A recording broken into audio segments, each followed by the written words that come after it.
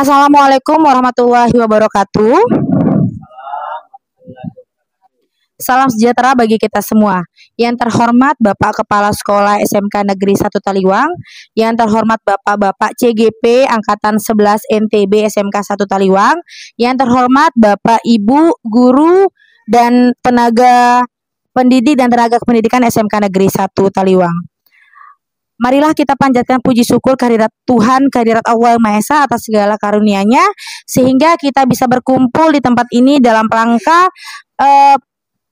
pembacaan materi diseminasi budaya positif oleh CGP Angkatan 11.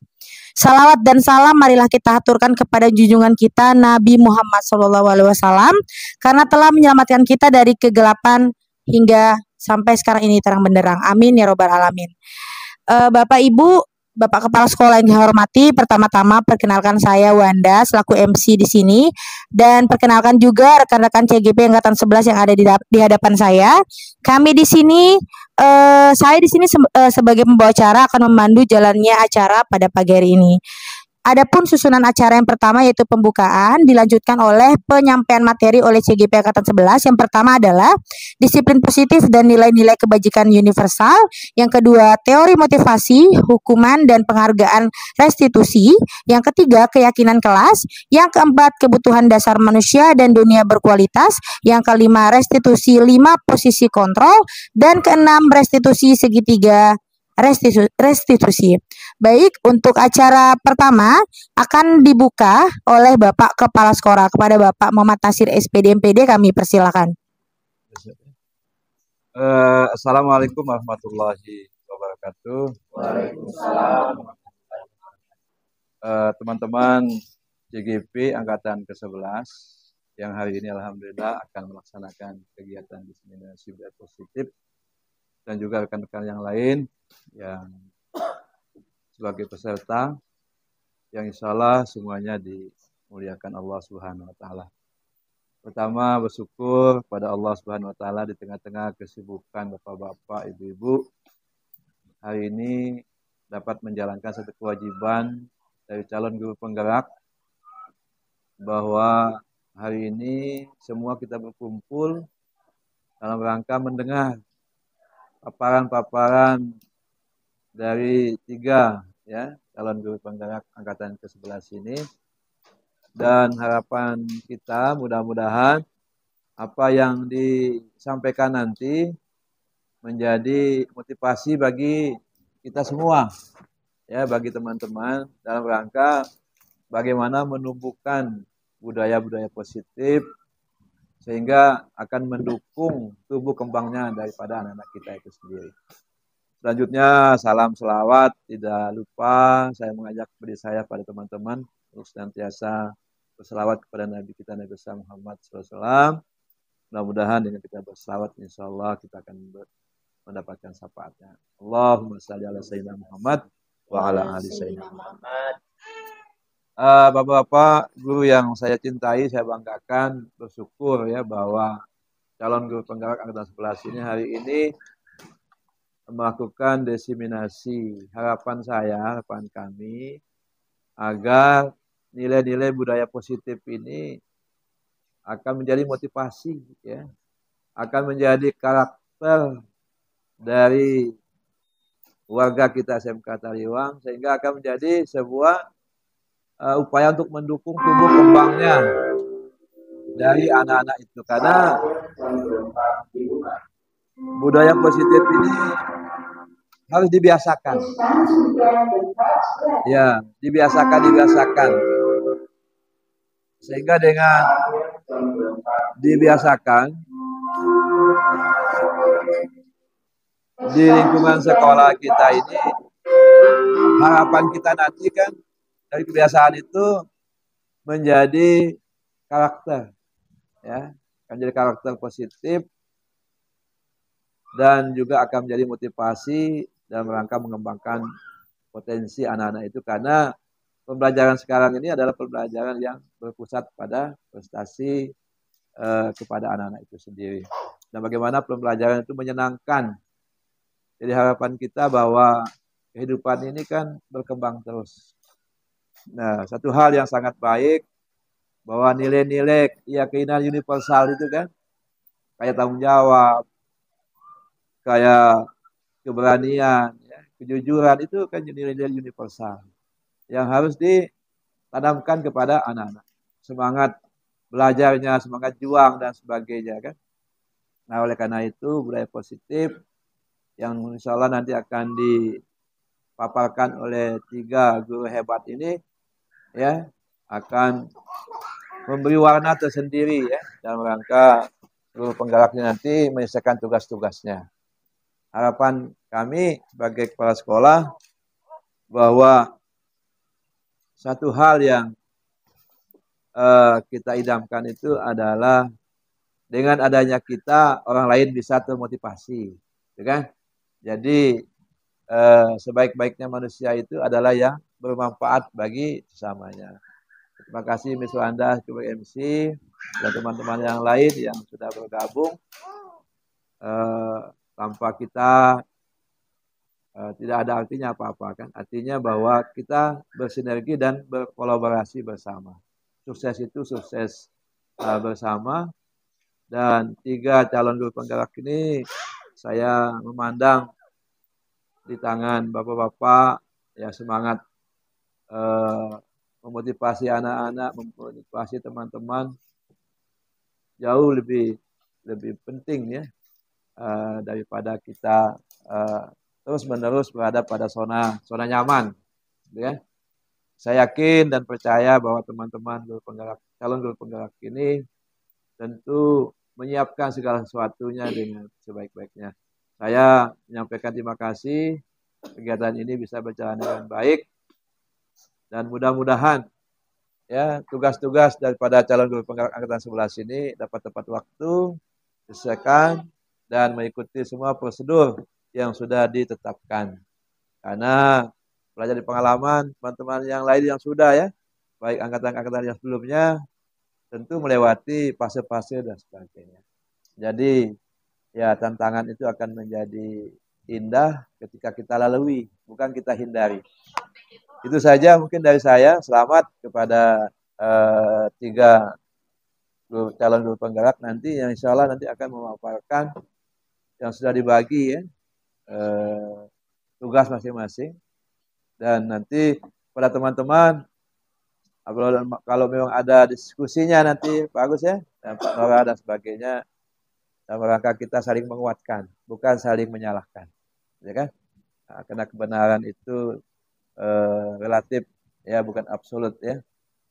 Dia selalu berkembang. Apa yang benar hari ini belum tentu juga besok benar kan? Tetapi nilai-nilai universal ini akan berlangsung dimanapun kita hidup, ya dimanapun kita hidup. Jadi kalau kondisinya karakternya biasanya bagus, ya anak-anak yang dulunya mungkin Senin Kemis mau sekolah dengan kita siap siaga, insya Allah kan rajin kan. Nah, jadi insya Allah bahwa hasil tidak akan mengkhianati proses, ya. Demikian proses juga. Nah, jadi saya menyambut baik semangat dari teman-teman guru penggerak ini, calon guru penggerak ini untuk bisa tumbuh dan berkembang, potensi-potensi yang dimiliki, dan ya harus berkolaborasi bersama. Itu saja mungkin dari saya yang dapat saya sampaikan. Terima kasih. Mudah-mudahan selanjutnya insya Allah bernilai ibadah insya Allah subhanahu wa ta'ala. Dengan melafazkan bismillahirrahmanirrahim, acara diseminasi budaya positif oleh calon guru penggerak angkatan ke-11 SMK Negeri Taliwang pada hari ini secara resmi dibuka. Wabillahi taufiq wal hidayah. Assalamualaikum warahmatullahi wabarakatuh. Waalaikumsalam warahmatullahi wabarakatuh. Terima kasih kami sampaikan kepada Bapak Kepala Sekolah SMK Negeri 1 Taliwang, Bapak Muhammad Nasir, SPD MPD. Baik, untuk acara berikutnya langsung saja kami serahkan kepada Bapak CGP Angkatan 11 dalam penyampaian materi diseminasi budaya positif. Bismillahirrahmanirrahim. Assalamualaikum warahmatullahi wabarakatuh. Bapak Ibu hebat, salam sehat, salam bahagia ya. Perkenalkan dulu, saya CGP Angkatan 11 SMKN 1 Taliwang, kelas BGP 32 NTB. saya dapat giliran memberikan pemaparan tentang restitusi 5 posisi kontrol dan segitiga restitusi. 5 posisi kontrol ini kalau tidak salah atau seingat saya itu secara tidak langsung pernah kita lakukan semua ya di 5 posisi kontrol ini.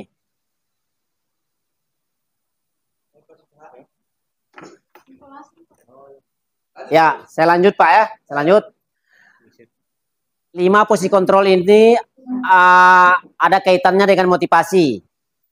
Motivasi itu dibagi 2 berdasarkan identitasnya, yaitu identitas gagal dan identitas berhasil atau sukses. Identitas gagal kontrol dari luar, seperti anak-anak itu menghindari hukuman. Saya jelaskan perbagian aja. Kemudian posisi kontrol yang pertama itu kita itu sebagai guru itu menjadi seorang yang penghukum. Seperti yang kita lakukan, menghardik, menunjuk, menyakiti, menyindir itu merupakan posisi kontrol sebagai seorang penghukum. Hukuman verbal. Hukuman verbal. Ada juga dengan perkataan dan kata-kata yang sering kita lakukan. Kalau kamu tidak melakukannya, awas ya, rasakan ya, tengenge, kayak apa lagi itu. Roga, itu dengan perkataan yang bisa membekas di hati anak-anak itu. Kemudian hasilnya bagaimana? Anak-anak itu bisa memberontak, menyalahkan orang lain dan berbohong. Tidak jujur mereka itu. Selalu mencari alasan, argumentasi yang bisa membuat mereka itu selamat dari hukuman tadi. Kaitannya dengan dunia berkualitas.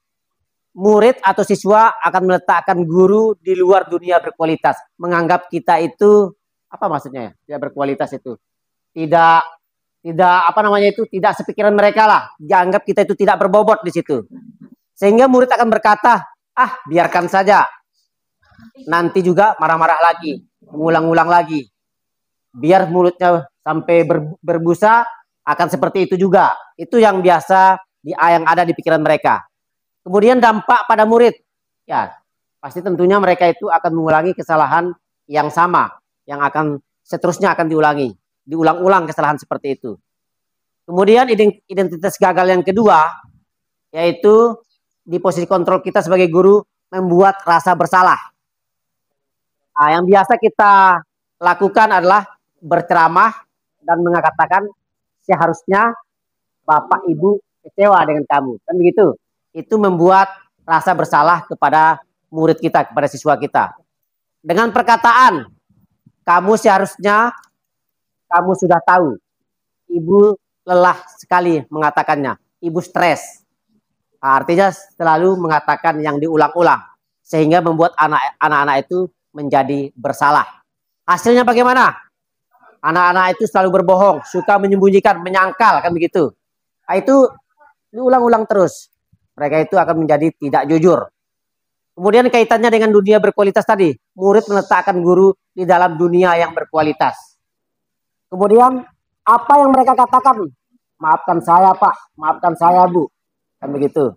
Selalu meminta maaf dari apa yang mereka telah lakukan. Untuk menghilangkan rasa bersalah seperti itu. Kemudian dampaknya pada mereka. Mereka merasa rendah diri. Kemudian kita beralih ke yang posisi kontrol yang bagian yang ini. Identitas berhasil tapi kontrolnya dari luar. Tadi gagal, kontrol dari dalam. Kemudian apa yang mereka inginkan? Tujuan mereka itu seperti apa? Mengharapkan imbalan atau ketergantungan pada orang lain.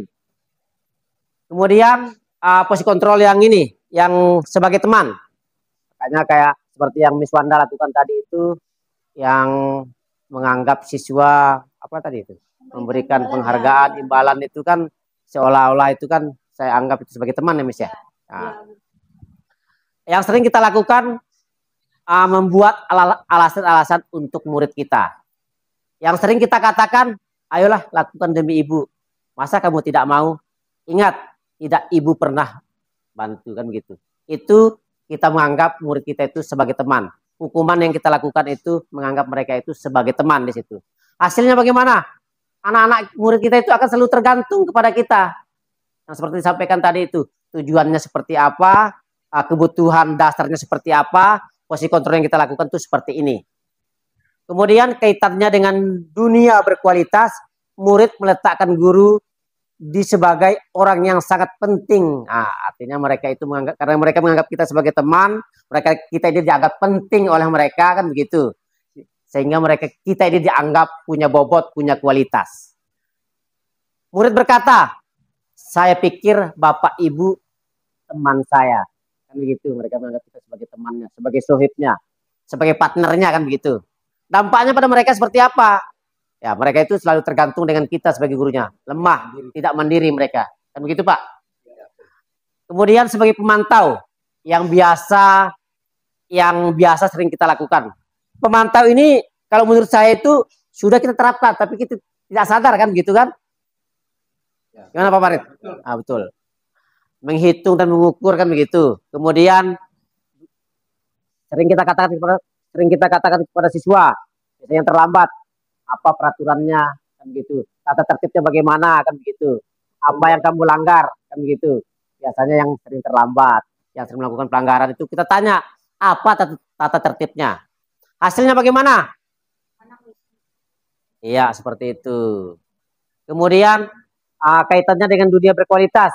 Murid juga meletakkan guru pada peraturan hukum di dunia berkualitas.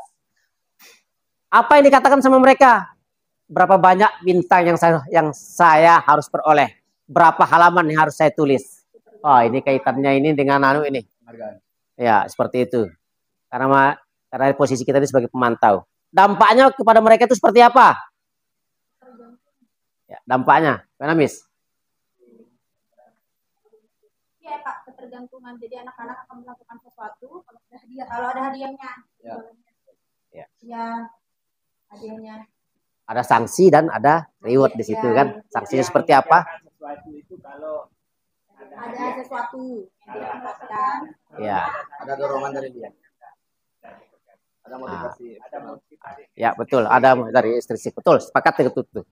Yang terakhir, identitas berhasil yang sukses di mana kontrol diri itu menghargai diri sendiri, diposisikan sebagai manajer. Dalam diskusi kita kemarin itu manajer ini lebih ke kepala sekolah ya? Ya. Lebih ke kepala sekolah kan gitu. Dan juga bisa kita ikuti kan gitu. Kita bisa menerapkan apa yang posisi manajer ini. Apa yang kita lakukan? Mengajukan pertanyaan-pertanyaan. Nah, seperti tadi. Ada kaitannya dengan restitusi segitiga nanti kayaknya nih. Kemudian apa yang kita katakan?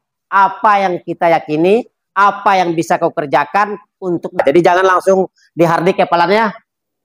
Kita tempatkanlah diri sebagai manajer. Ya, kita ajukan pertanyaan-pertanyaan yang membangun dulu, yang mencari alasan yang pas kan begitu. Kemudian apa yang biasa kita katakan? Apa yang kita yakini, apa yang mereka yakini, kan begitu. Kaitannya dengan keyakinan kelas di sini. Kemudian hasilnya menguatkan mental, menguatkan pribadi mereka. Kaitannya dengan dunia berkualitas. Murid itu akan meletakkan dirinya sebagai individu yang positif dalam dunia berkualitas. Bukan meletakkan kita, tapi meletakkan dirinya bahwa dia itu adalah siswa yang berkualitas dan berbobot. Biasanya murid berkata, bagaimana caranya saya bisa memperbaiki keadaan? Mereka akan mencari solusi yang ada pada diri mereka, bagaimana memperbaiki dan mempertanggungjawabkan apa yang sudah mereka lakukan. Kemudian dampaknya pada murid. Nah, mereka akan mengevaluasi diri, kemudian bagaimana cara memperbaiki diri. Nah, jadi itulah pemaparan yang singkat dan sedikit panjang tentang 5 posisi kontrol.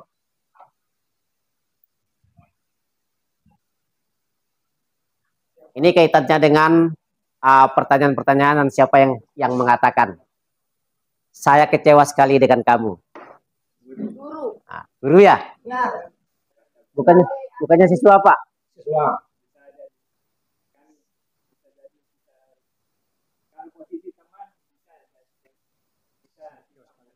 Bisa. Tergantung posisi kontrolnya kan gitu. Ya Bu Jus ya. Nah, kemudian yang kedua, kamu tidak pernah benar melakukannya. Guru ya, guru. Pak Is. Ini pernyataan ini dikeluarkan oleh guru kan? Bisa sesuai enggak? Bisa juga tergantung posisi kontrol tadi. Mungkin di sini yang dicari posisi kontrolnya ya. Ya, betul. Kontrolnya. Kontrolnya apa gitu ya? Ya. Saya kecewa sekali dengan kamu. Nah, posisi kontrol sebagai apa di situ? Kalau saya kecewa sekali, buat rasa bersalah ya. Saya kecewa dengan kamu. Bisa merasa bersalah kalau di Bisa. Membuat rasa bersalah. Membuat rasa bersalah. Boleh, siapa yang bisa jawab dulu? Lupa. Saya kecewa sekali dengan kamu. Siapa namanya? Pak Is. Penghukum itu dihukum secara verbal itu Pak. Gimana ya? Saya kecewa sekali dengan kamu. Siapa yang mengatakan? Ini kan siapa? Nah, kita anggap yang mengatakan ini guru. Guru ini berarti kalau menurut saya ini menekankan bahwa si anak ini merasa bersalah. Kita tekankan supaya anak ini merasa bersalah dengan perkataan saya kecewa sekali dengan kamu. Intinya kita usahakan bahwa murid itu merasa bersalah kalau poin yang saya dapatkan di sini. Ya, betul. Betul ya. Sepakat, Pak. Gimana, Bapak-bapak? Yang lain? Saya sepakat kalau yang ini saya kecewa sekali dengan kamu, ya itu merasa bersalah. Mungkin Pak Dahlan. Cukup. Yang selanjutnya? Ya, yang selanjutnya, kamu tidak pernah benar melakukannya. Nah, itu sebagai apa? Nah, itu sebagai apa itu? Dari 5 posisi kontrol dari Penghukum nah, itu kan ada penghukum, pembuat rasa bersalah, teman, pemantau, dari 5 item ini. Dari 5 posisi kontrol kita sebagai guru itu kalau kita mengatakan Kecewa. nah, Oh, kamu tidak pernah. Pembuat rasa bersalah. Pembuat rasa bersalah.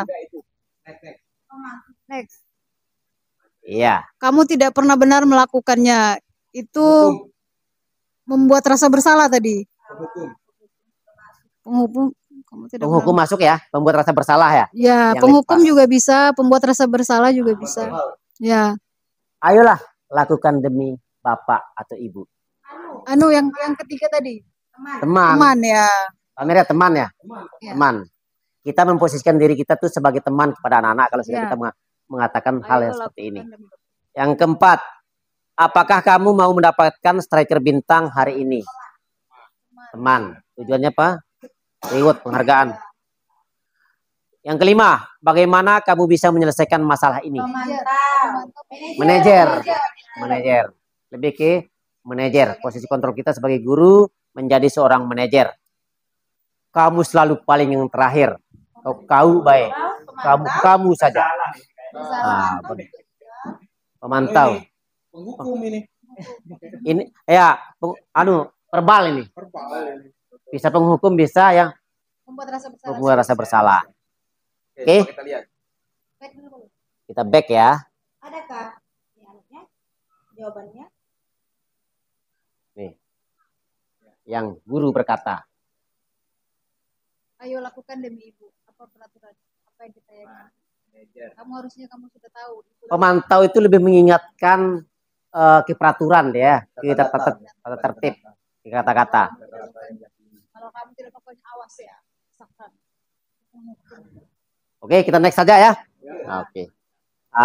Lebih-lebih mirip-mirip sih.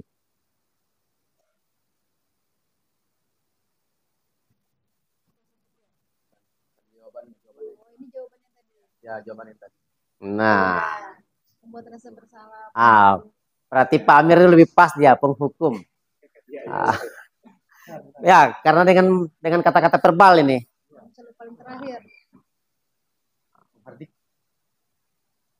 Ya, sudah ada gambaran kita kan, kalau saya kecewa dengan kamu lah, membuat orang merasa bersalah.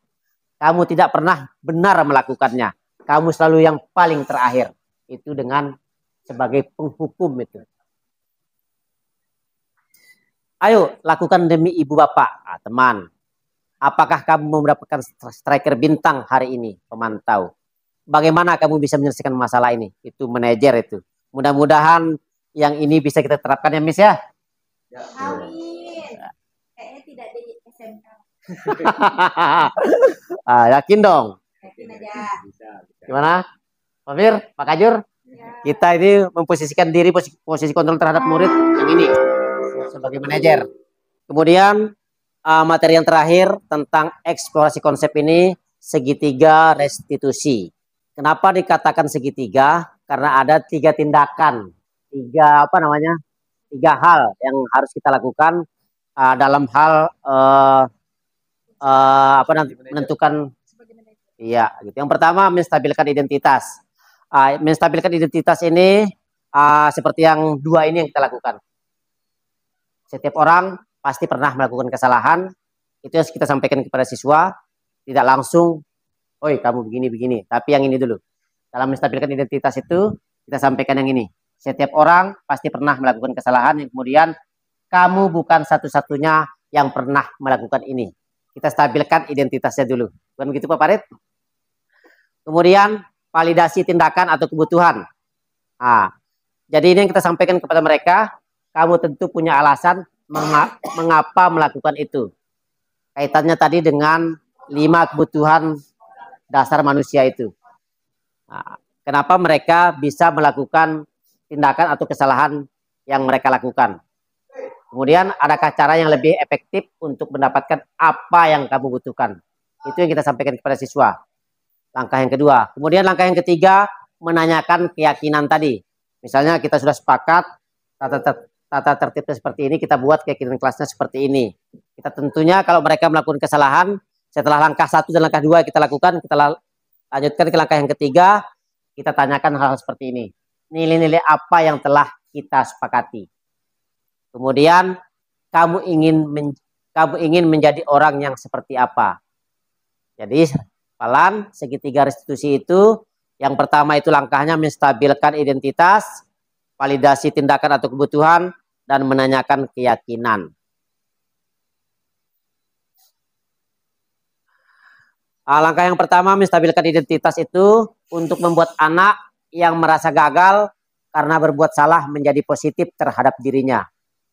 Guru berkata, berbuat salah itu hal yang manusiawi, tidak ada manusia yang sempurna, Bapak Ibu juga pernah salah. Kita pasti bisa menyelesaikan permasalahan ini. Bapak Ibu tidak tertarik untuk mencari tahu siapa yang benar, siapa yang salah. Bapak Ibu lebih tertarik untuk menyelesaikan masalah. Kalau kamu menyalahkan dirimu sendiri, terus-menerus, apakah kamu bersikap baik pada dirimu?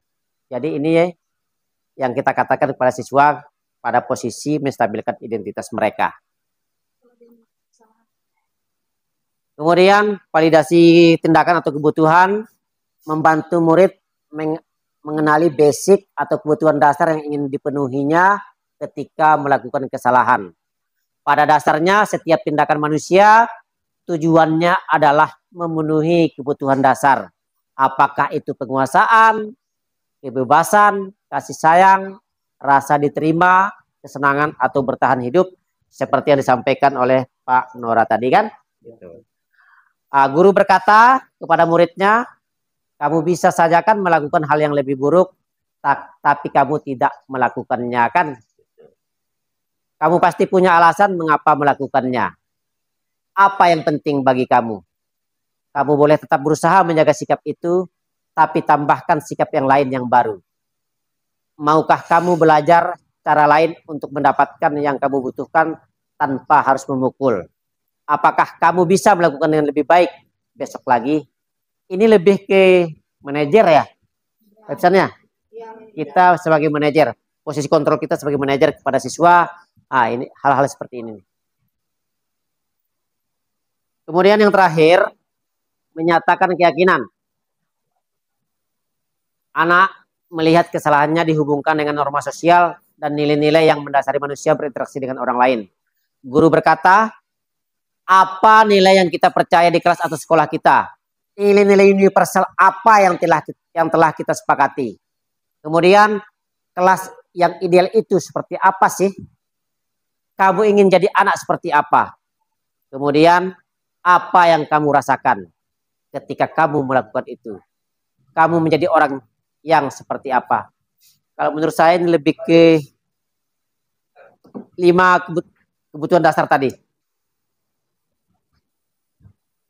Ya, demikian penjelasan singkat saya dari 2 materi.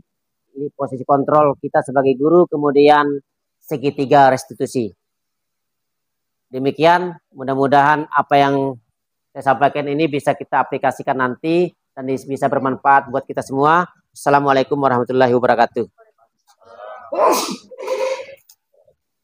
Silakan kembali ke Ibu MC. Kami persilakan.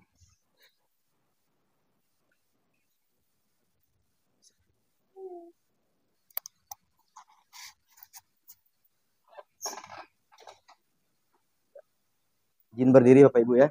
Ya. Oke. Baik, Assalamualaikum warahmatullahi wabarakatuh. Waalaikumsalam. Gimana kabarnya Bapak Ibu? Baik, sehat ya.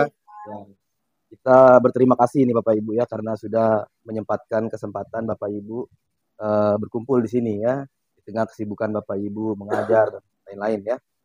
Jadi saya berdiri di sini, kita di sini dari teman CGP angkatan 11 bukan maksud untuk menggurui Bapak Ibu di sini ya.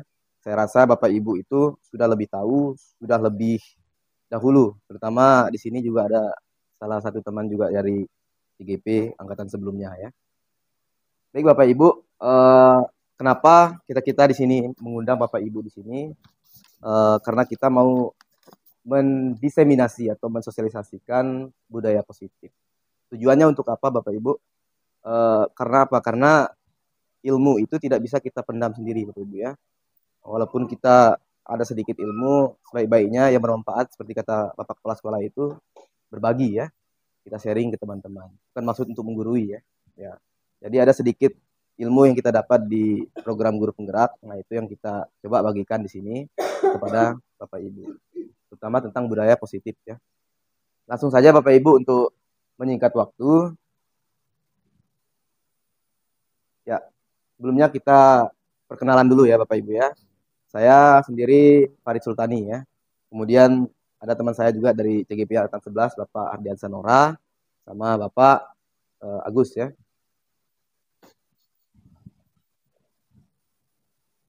Nah, modul ini yang kita tampilkan di sini dikembangkan oleh Ibu Andri Nur Cahyani SPD, kemudian Ibu Diah Samsiati Rajasa sama Dr. Murti Ayu. Nah, di sini ada pertanyaan pemantik Bapak Ibu ya, tinggal Bapak Ibu lihat setuju atau tidak setuju saja. Ya, coba diperhatikan dulu. Yang pertama ada hukuman dapat mendisiplinkan anak. Kira-kira setuju apa enggak Bapak Ibu? Gimana? Ya. Setuju ya? Setuju. Hukuman dapat mendisiplinkan anak. Ada yang setuju ya? Kemudian yang kedua, pemberian hukuman dengan hal positif seperti membaca atau membersihkan halaman sekolah dapat meningkatkan disiplin pada anak. Setuju? Setuju Bapak Ibu ya? Kemudian memberi penghargaan dapat meningkatkan motivasi belajar. Setuju. Coba saya minta Ibu Anda coba satu Bu Anda ya. Kenapa setuju dari ketiga poin ini? Cek. Kalau saya pribadi Pak ya, misalnya contoh kita ngambil nomor 3, poin 3, memberi penghargaan dapat meningkatkan motivasi belajar anak. Saya di kelas terutama salah satu guru yang sering memberikan penghargaan, misalnya dalam bentuk selain nilai, biasanya saya berikan makanan Pak, misalnya susu atau apa gitu ya, beng-beng atau jenis apa. Jadi ketika ada anak misalnya yang bisa jawab pertanyaan saya, silakan angkat tangan, lalu nanti Ibu akan kasih beng-beng. Nah itu mereka semangat Pak, dan teman-teman yang lain yang melihat itu juga termotivasi untuk bisa menjawab, karena mereka juga butuh makanan itu mungkin Pak ya, dan butuh pengakuan dari teman-temannya kalau saya ini bisa juga selain kamu, seperti itu. Luar biasa sekali ya Bu Anda ya. Nanti akan kita pelajari bersama ya. Nanti apa itu hukuman, kemudian apa itu penghargaan, apa itu konsekuensi dan lain-lain ya, Bapak Ibu ya.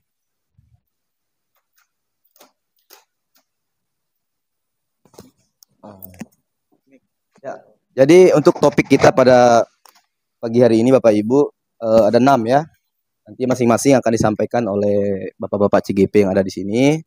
Kebetulan saya di sini akan menyampaikan 2 topik tentang disiplin positif dan nilai-nilai kebajikan universal. Kemudian yang kedua, teori, motivasi, hukuman, dan penghargaan dan restitusi.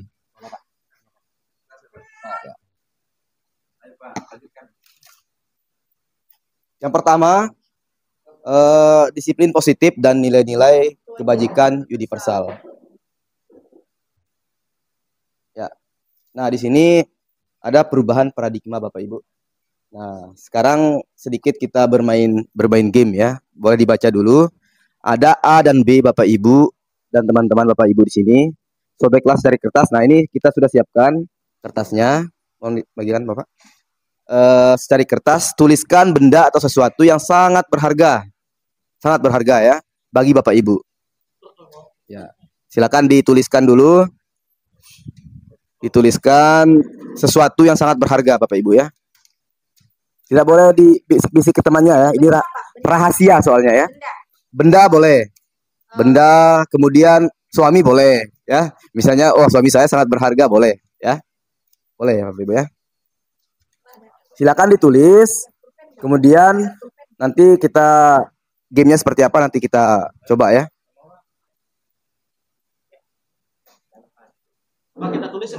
Sesuatu yang berharga, sesuatu yang sangat berharga menurut Pak Zoni gimana? Ya.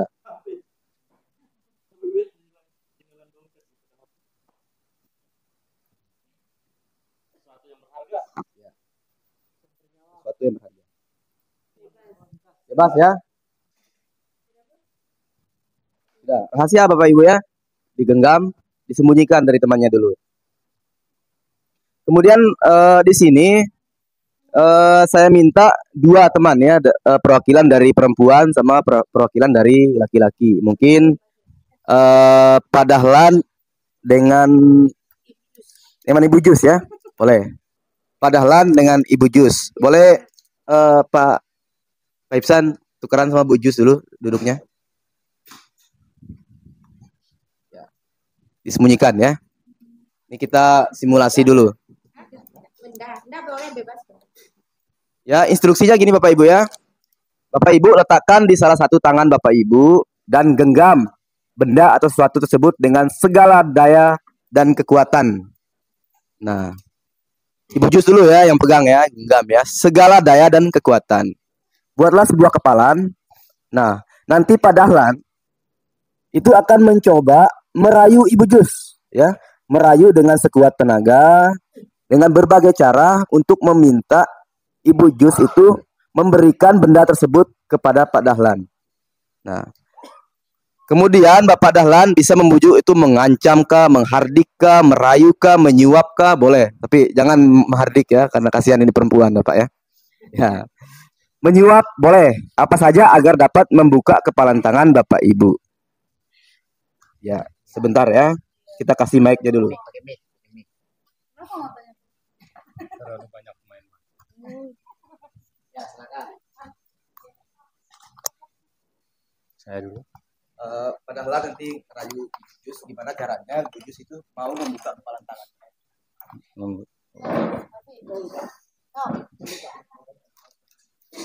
Mulai Pak. Silakan. Ibu Jus Saya, Pak. yang cantik, yang manis, Siap.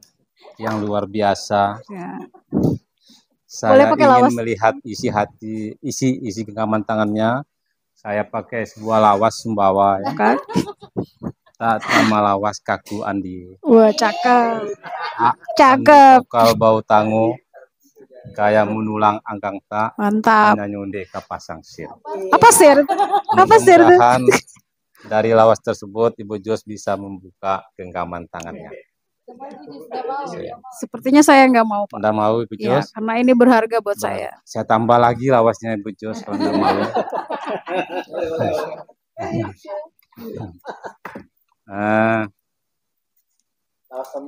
Lawas pemungkas Ya. yang terakhir. Keren sekali Ibu Jus yang cantik, Ya. yang manis, yang luar biasa. Lamin untung kuki Andi ku pajili karung sirah, mana pare ku pesak. Iya, mantap. Boleh. Kemudian ini yang luar biasa. Mungkin Ibu Jos bisa membuka genggaman tangannya. Enggak mau, Pak. Enggak mau Iya. juga.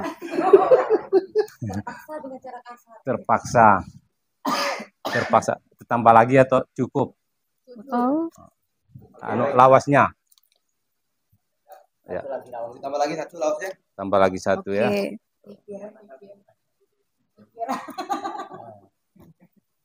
Oh, saya karena tadi 2 lawas tidak mampu dibuka genggaman tangannya, jadi saya minta dukungan dari peserta yang ada di sini.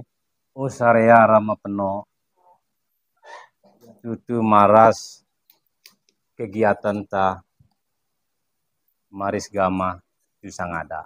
Mantap. Mungkin yang terakhir Ibu Jos bisa membuka genggaman tangannya. 1, 2, 3. Sepertinya tidak bisa, Pak. Tidak bisa. Saya. Oke, baik. Tepuk tangan untuk kedua Bapak Ibu di sini ya. Ya, luar biasa. Pertanyaannya Bapak Ibu, apa yang terjadi? Ada yang bisa jelaskan apa yang terjadi Bapak Ibu? Coba Pak Ihsan. Dari pandangan saya sendiri, yang terjadi adalah ada sesuatu yang sangat sulit untuk diungkapkan atau rahasia-rahasia yang tidak bisa diketahui oleh orang lain, yang disimpan oleh pribadi sendiri. Mungkin itu aja. Oh gitu ya.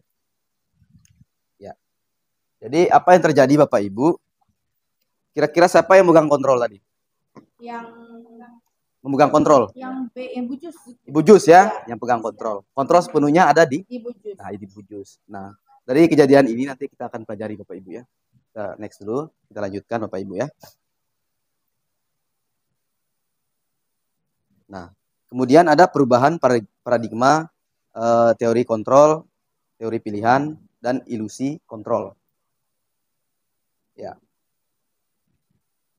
Ilusi guru, yang pertama ilusi guru mengontrol murid. Ilusi Bapak Ibu ya, ingat ilusi. Ilusi bahwa kritik dan membuat orang merasa bersalah itu dapat menguatkan karakter. Ilusi Bapak Ibu ya, hanya sebuah ilusi. Kemudian ilusi bahwa semua penguatan positif, efektif, dan bermanfaat. Hanya sebuah ilusi Bapak Ibu. Kemudian ilusi bahwa orang dewasa itu memiliki hak untuk memaksa. Nah, kalau di sekolah kita ini, kita tidak bisa memaksa anak-anak itu ya. Ya. Betul ya. Kita lanjut Bapak Ibu. Kemudian ada perubahan paradigma, stimulus, respon, teori kontrol, dan teori pilihan. Nah, tadi pertanyaannya siapa sesungguhnya yang memiliki kontrol tadi ya? Ya, kita lihat di sini. Nah, kita mencoba ada stimulus respon sama teori kontrol pilihan ya, sebelah kanan. Kita mencoba mengubah orang agar berpandangan sama dengan kita. Ya, mungkin Bapak Ibu di rumah antara Bapak Ibu dengan anaknya, pengen anaknya itu kamu harus seperti saya, seperti itu ya. Nah, itu stimulus respon Bapak Ibu. Kemudian teori kontrolnya seperti apa? Kita berusaha memahami pandangan orang lain tentang dunia. Ya. Setiap anak itu pasti punya kodratnya masing-masing kan. Nah, nanti ke depannya itu dia punya pilihan sendiri Bapak. Kemudian perilaku buruk dilihat sebagai suatu kesalahan. Kalau di teori kontrol, semua perilaku itu memiliki tujuan. Ya. Anak berbuat salah itu pasti punya tujuannya, punya alasannya. Kemudian orang lain bisa mengontrol saya. Kemudian di teori kontrol, hanya Anda yang bisa mengontrol diri Anda. Seperti yang dipraktikkan oleh Ibu Jus tadi. Ya, kekeh Ibu Jus tidak mau membuka tangannya karena kontrol sepenuhnya itu ada di Ibu Jus. Kemudian pemaksaan ada pada saat bujukan gagal. Nah, kalau di teori kontrolnya, kolaborasi dan konsensus menciptakan pilihan-pilihan baru. Nah, harusnya tadi ada kolaborasi ya antara si A dengan si B itu supaya menciptakan pilihan-pilihan baru. Kemudian model berpikir menang atau kalah. Kalau di teori kontrol, model berpikirnya itu menang ya. Oke, lanjut. Bapak Ibu ada mind map-nya. dari disiplin positif. Teori kontrol ini diadopsi oleh, dikemukakan oleh Bapak Dr. William Glasser. Jadi di sini yang pertama Anda tidak bisa mengontrol orang lain, hanya Anda yang bisa mengontrol diri Anda. Kemudian semua perilaku memiliki tujuan, model berpikir menang, kolaborasi dan konsensus. Kemudian realita, kebutuhan kita berbeda. Kita berusaha memahami pandangan orang lain tentang dunia. Setiap orang memiliki gambaran yang berbeda. Nah, ada beberapa teori motivasi Bapak Ibu. Ada dua ya. Yang pertama itu ada teori motivasi intrinsik, kemudian ekstrinsik. Kemudian yang kedua itu teori motivasi intrinsik atau dari dalam. Adapun yang dimaksud dengan ekstrinsik itu, yang pertama seperti kejadian kita di sekolah-sekolah ini, yang pertama itu anak-anak itu sering datang ke sekolah itu hanya untuk menghindari hukuman.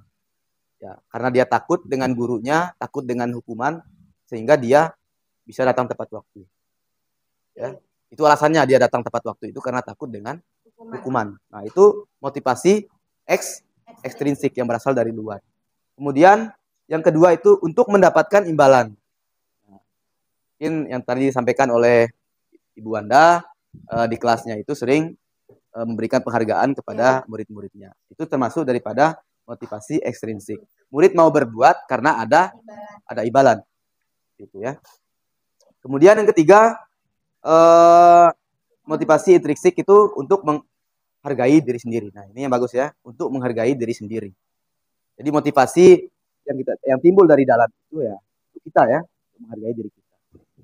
Nah, di dalam motivasi intrinsik ini ada tertanam nilai-nilai kebajikan. Sama nanti akan kita pelajari keyakinan kelas di topik berikutnya dari teman saya. Kita lanjut Bapak Ibu. Ada 5 posisi kontrol juga di samping. Yang pertama sebagai penghukum, pembuat rasa bersalah, teman, pemantau, manajer. Kemudian 5 kebutuhan hidup manusia, bertahan hidup, penguasaan, kasih sayang, dan rasa diterima, kesenangan, kebebasan, sama segitiga restitusi. Menstabilkan identitas, validasi kebutuhan, dan menanyakan keyakinan. Nah, ini mind map-nya nanti akan kita pelajari bersama Bapak Ibu ya. Kemudian apa makna disiplin? Berasal dari bahasa Latin disciplina, yang artinya belajar. Makna asal dari kata ini berkonotasi dengan disiplin diri dari murid Socrates dan Plato. Ya, dari Socrates dan Plato ya. Kemudian disiplin diri membuat orang menggali potensinya menuju sebuah tujuan apa yang dia hargai. Kemudian namun dalam budaya kita, mana kata disiplin itu telah berubah. Yang tulisan merah Bapak Ibu, berubah menjadi sesuatu yang dilakukan seseorang pada orang lain untuk mendapatkan kepatuhan. Tadi ada yang dihukum, ya, ada yang diberi penghargaan. Kemudian kecenderungan umum adalah menghubungkan kata disiplin ini dengan ketidaknyamanan, bukan apa yang kita hargai atau pencapaian suatu tujuan yang mulia. Artinya disiplin itu bukan dari dalam dirinya anak-anak, misalnya kita di sekolah, tapi cenderung karena ada yang ditakuti, ada yang dikejar, ada yang diharapkan penghargaan, misalnya seperti itu ya. Adapun nilai-nilai kebajikan Bapak Ibu, kalau kita di sekarang ini kita sudah tidak asing lagi dengan profil pelajar Pancasila ya. Saya rasa Bapak Ibu sudah tahu semua ya. Jadi nilai-nilai universal atau nilai-nilai kebajikan adalah sifat positif manusia yang merupakan tujuan mulia yang ingin dicapai setiap individu. Nilai-nilai tersebut bersifat universal dan lintas bahasa, suku, bangsa, agama maupun latar belakang. Menurut Dr. William Glasser pada teori kontrol 1984, setiap perilaku atau perbuatan itu memiliki suatu tujuan. Kemudian yang kedua, dengan mengaitkan nilai-nilai kebajikan yang diyakini seorang, maka motivasi intriksinya itu akan terbangun sehingga menggerakkan motivasi dari dalam untuk dapat mencapai tujuan mulia yang diinginkan. Ya, kita lanjut Bapak Ibu. Kita masuk ke eksplorasi konsep ya. Pembelajaran teori motivasi, hukuman, dan penghargaan restitusi. Nah, tadi seperti yang kita sudah bahas bersama tadi sebelumnya. Teori motivasi perilaku manusia. Ada di sini ditunjukkan kita motivasi eksternal sama motivasi internal. Kata-katanya seperti apa? Seperti apa di motivasi eksternal? Yang pertama, untuk menghindari ketidaknyamanan atau hukuman. Misalnya begini, apa yang akan terjadi apabila saya tidak melakukannya? Anak-anak berpikir, oh nanti saya dihukum sama Pak Dahlan. Ya, kalau saya tidak ikut pelajaran olahraga. Itu motivasi dari eksternalnya. Ada Pak Dahlan yang ditakuti gitu ya. Kemudian yang kedua, untuk mendapatkan imbalan seperti yang dilakukan oleh Iswanda tadi ya. Kemudian yang ketiga, untuk menghargai diri sendiri. Saya akan menjadi orang yang seperti apa apabila saya melakukannya. Itu ya. Ini salah satu tujuan daripada disiplin positif Bapak Ibu. Kita lanjut. Menurut Ki Hajar Dewantara, merdeka itu artinya tidak hanya terlepas dari perintah, akan tetapi juga cakap buat memerintah diri sendiri ya. Kita lanjut. Nah, dihukum oleh penghargaan. Ternyata kita memberi penghargaan itu justru menghukum ya. Sifatnya menghukum. Bapak Ibu ya. Coba kita lihat bersama bahwa penghargaan itu berlaku sama dengan hukuman. Jadi statusnya sama. Hukuman sama penghargaan itu sama ya. Dalam arti meminta atau membujuk seseorang melakukan sesuatu untuk memenuhi suatu tujuan tertentu dari orang yang meminta bujukan. Dorongannya eksternal dan akan ada faktor ketergantungan. Beberapa dampak dari pemberian penghargaan.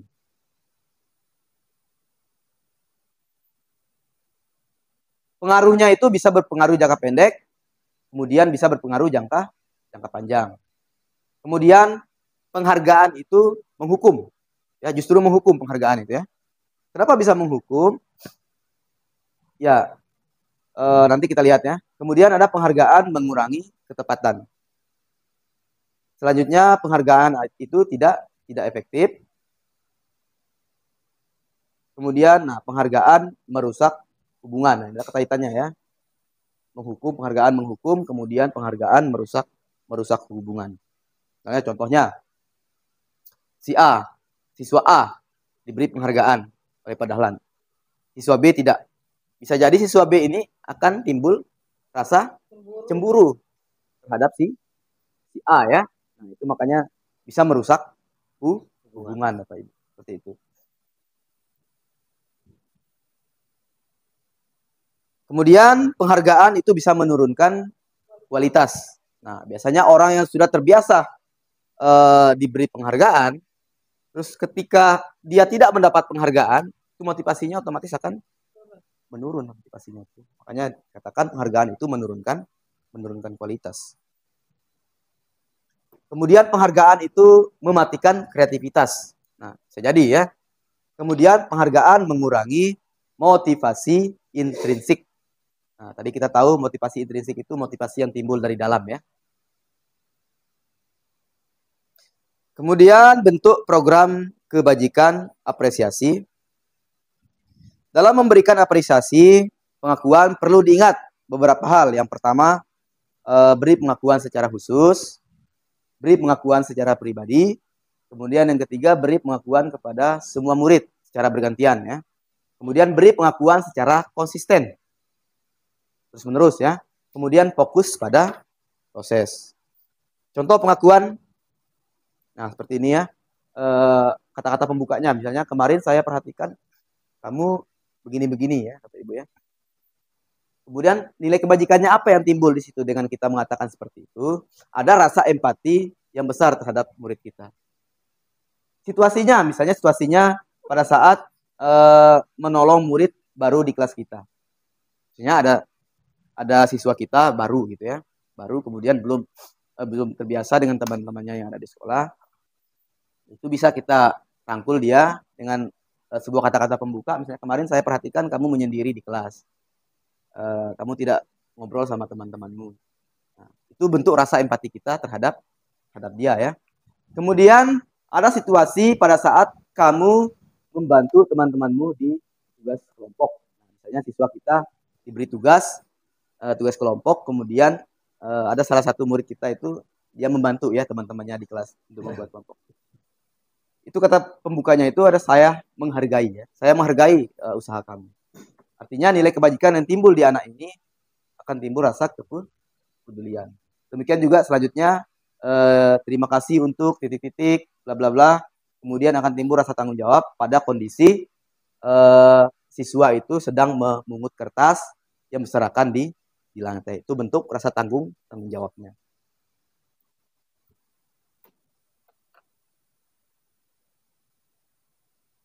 Kemudian penghargaan, hukuman, dan konsekuensi. Nah, kita lihat di sini Bapak Ibu, ada dua ya, sebelah kiri hukuman, sebelah kanannya konsekuensi. Sifat-sifatnya hukuman itu sesuatu yang menyakiti harus terjadi. Ya, harus terjadi. Kemudian konsekuensi itu sesuatu harus terjadi.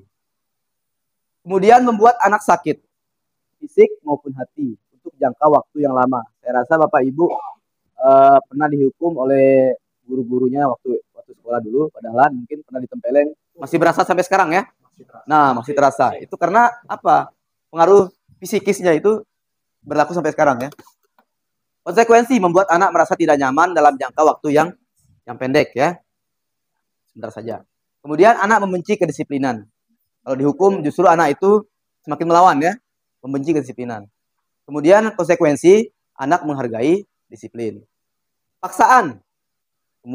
Kemudian di konsekuensi stimulus tanggapan. Mendorong anak menyakiti diri sendiri, kemudian mendorong anak agar mudah menyesuaikan diri. Pada konsekuensi. Pada hukuman, konsep diri yang buruk. Pada konsekuensi, konsep diri yang baik. Hukuman, anak belajar untuk menyembunyikan kesalahan. Konsekuensi, anak belajar untuk mematuhi peraturan. Kemudian di hukuman, anak merasa bersalah, dipermalukan, merasa tak dihargai. Kemudian di konsekuensi, kehilangan hak, dibuat tidak nyaman, diasingkan untuk sementara waktu. Apa itu restitusi, Bapak Ibu? Restitusi itu adalah proses menciptakan kondisi bagi murid untuk memperbaiki kesalahan mereka. Sehingga mereka bisa kembali pada kelompok mereka dengan karakter yang lebih kuat. Restitusi juga merupakan proses kolaborasi yang mengajarkan murid untuk mencari solusi untuk masalah mereka dan membantu murid berpikir tentang orang seperti apa yang mereka ingin menjadi, tujuan mulia, dan bagaimana mereka harus memperlakukan orang lain.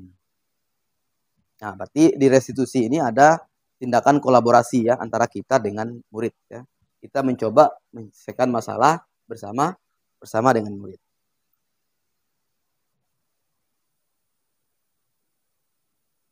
Nah, ini ada dua identitas ya, ada identitas gagal sama identitas sukses. Kalau identitas gagal ini jelas di sini hukuman ya. Suatu yang gagal. Kemudian konsekuensi itu sifatnya netral ya, masih netral. Kemudian di restitusi itu sifatnya positif. Lanjut Bapak Ibu, 9 ciri-ciri restitusi. Yang pertama bukan untuk menebus kesalahan, namun untuk belajar dari kesalahan. Kemudian memperbaiki hubungan, tawaran bukan paksaan. Kemudian restitusi menuntun untuk melihat ke dalam diri. Kemudian restitusi mencari kebutuhan dasar yang mendasari tindakan. Yang nomor 6, restitusi diri adalah cara yang paling baik. Kemudian restitusi fokus pada karakter bukan tindakan. Kemudian ke-8, restitusi fokus pada solusi. Selanjutnya restitusi mengembalikan murid yang berbuat salah pada kelompoknya. Selanjutnya pembelajaran ketiga akan disampaikan oleh rekan saya Bapak Agus Imanuddin ya. Lanjut Pak Agus. Oh, Bapak Aryan Sanora, mohon maaf ya. Diskusinya di akhir ya? Ya. Di akhir. Oke, selamat pagi Bapak Ibu guru hebat. Selamat pagi. Assalamualaikum warahmatullahi wabarakatuh. Waalaikumsalam. Jadi pada kesempatan diseminasi kegiatan budaya positif ini, saya mendapat di pembelajaran 3 yaitu keyakinan kelas. Nah, mengapa tidak peraturan saja? Mengapa harus keyakinan kelas? Di antara kita pasti semua ada membuat aturan-aturan kelas sebelum mengawali kegiatan belajar, begitu kan? Pasti ada peraturan kelasnya. Nah, di sini pertanyaannya, mengapa tidak peraturan saja? Mengapa tidak peraturan saja? Mengapa harus keyakinan kelas? Kalau peraturan kelas itu kan dibuat sepihak, Pak ya. Izin Pak jawab. Kalau peraturan kan dibuat sepihak. Misalnya guru, ini ada aturan kelas nih, kalian harus laksanakan. Sedangkan keyakinan kelas itu sesuatu yang kita sepakati bersama. Kenapa harus keyakinan kelas? Karena dengan keyakinan kelas itu kita sudah sepakat kalian tidak boleh begini dan anak-anak setuju, mereka akan lebih paham untuk melaksanakan apa yang harus diyakini di kelas tersebut. Seperti itu, Pak. Oke, bagus. Terima kasih banyak, Miss. Sama-sama. Oke. Jadi di sini mengapa kita memiliki peraturan harus menggunakan helm bila mengendarai kendaraan roda 2? Mengapa kita memiliki peraturan harus menggunakan helm bila mengendarai kendaraan roda 2? Biar tidak kalau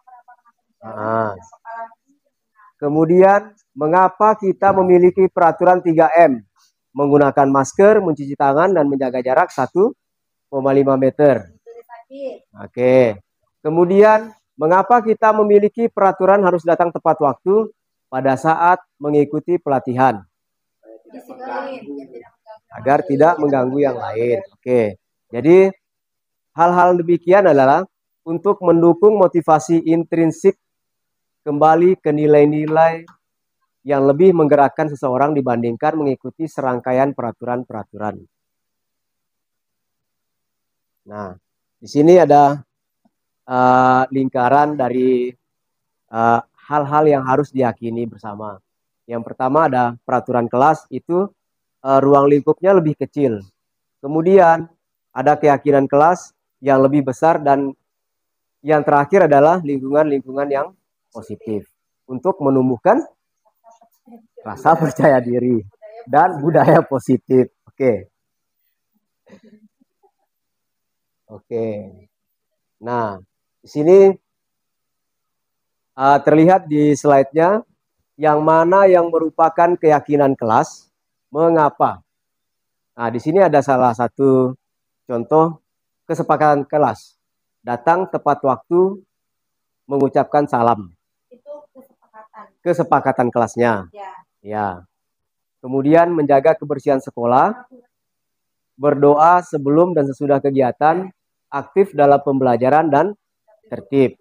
Nah, kemudian di sebelahnya terlihat jelas kesepakatan kelas. Kami guru dan murid yang saling menyayangi. Kemudian kami murid yang semangat belajar. Kami murid yang peduli dengan teman-teman. Yang mana yang merupakan keyakinan kelas? Yang kanan. Yang kami guru dan murid saling menyayangi. Ya, itu keyakinan, adalah sebuah keyakinan. Ya, ada yang datang dari motivasi intrinsiknya. Ya, yang bersifat dari budaya positif. Oke, bagus. Bahasa Inggrisnya good job. Oke, nah di sini ada tabel T dan Y, kegiatan pendalaman keyakinan kelas. Ya, di situ terlihat jelas pada tabel Y, terdengar, terlihat, berperilaku. Ya, kemudian pada tabel T, tampak seperti, tidak tampak seperti. Nah, kemudian di sebelahnya lagi ada hormat. Kami meyakini bahwa sangat penting untuk menghormati semua orang dan barang milik orang lain. Itu merupakan keyakinan. Keyakinan. Kemudian di sini bekerja. Kami meyakini bahwa sangat penting untuk mengerjakan segala pekerjaan atau mengikuti kegiatan yang telah ditugaskan. Kemudian diterima dan dimiliki. Kami meyakini bahwa sangat penting untuk merasa diterima pada suatu kelompok dan saling peduli satu sama dengan lainnya. Nah, di sini kegiatan pendalaman keyakinan kelas, tabel T dan tabel Y. Padahal mungkin bisa lihat jelas itu ya dari belakang. Oke, bisa. Nah, di sini tabel Y terdengar. Satu orang berbicara. Yuk, bantu saya.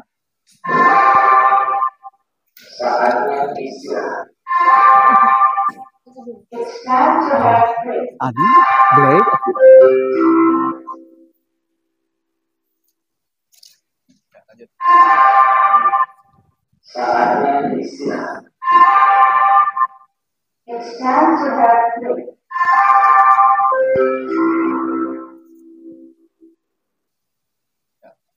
Oke, di sini kegiatan pendalaman keyakinan kelas tabel T dan Y.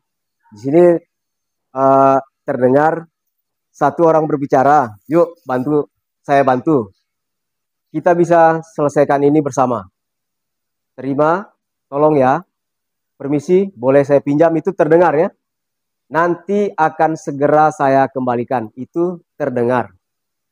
Terdengar itu seperti memiliki rasa hormat. Kemudian terlihat itu berempati terhadap perasaan orang lain. Itu terlihat. Kemudian memegang barang milik orang lain dengan izinnya. Kemudian mendengarkan dengan seksama, senantiasa berbuat baik dan berbagi. Kemudian berperilaku tersenyum ramah, memberi salam hormat, kemudian memberikan ruang bekerja, postur tubuh yang tenang. Itu kegiatan pendalaman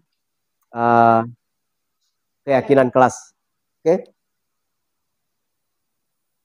Nah, di sini untuk memudahkan kita dalam memahami peraturan dan keyakinan kelas, jadi ada bahasanya selalu kembalikan buku ke tempatnya. Kalau peraturannya begitu kan. Tapi kalau untuk keyakinan kelas, tanggung jawab.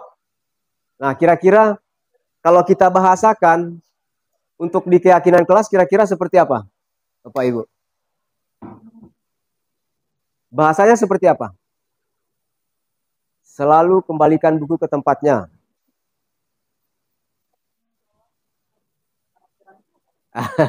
Kalau keyakinan kelasnya itu menurut saya itu selalu kembalikan buku ke tempatnya, itu keyakinannya itu kerapian bagian dari iman.